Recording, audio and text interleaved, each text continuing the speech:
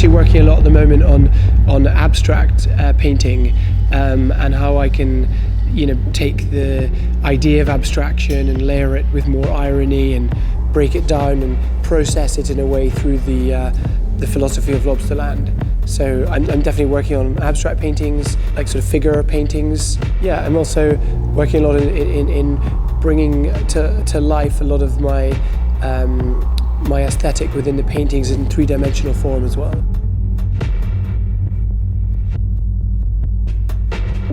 Basically, I sometimes add little elements relating to the country that I'm showing, but generally speaking, my focus is really of developing my sort of world. Sometimes I'll, just be visiting the country, and I might pick things up, and then they may end up going into the paintings and stuff. So it's more a sort of accidental byproduct.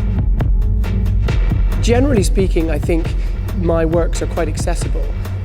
In all countries I show, like whether it's in America or Asia, because the language I use as an artist is generally quite like accessible ideas or almost like pop language, then I think that definitely really helps in terms of communicating and creating a response from people. But you always get like a slightly different vibe in different countries, and which is amazing. Russia is a country that I've always been super interested in, and especially on an art historical level, I've always been super inspired by artists such as Malevich and Kandinsky and Larionov and other artists that I guess I studied a lot when I was younger. And so just to spend time in Moscow and sort of soak up this very like amazing soulful energy of the Russian people.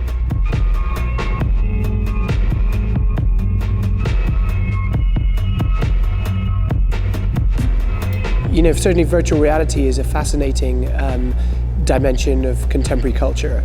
If you think about actually, the idea of like even going back to the Matrix concept, the philosophical idea of the way that we perceive the world and the way that we can never be fully sure that our reality is actually the real reality. With virtual realities, there's the possibility to genuinely develop realities where people can really explore it.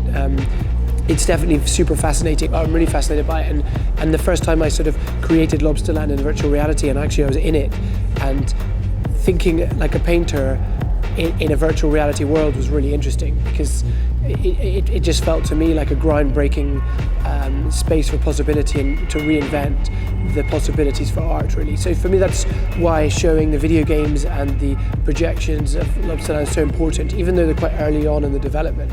They're important for me because they present a holistic vision of what my art world is aiming to be.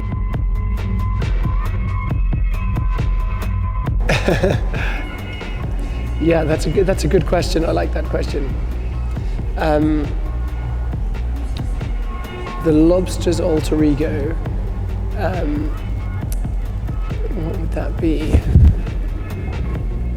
That's definitely the subject of future exhibitions.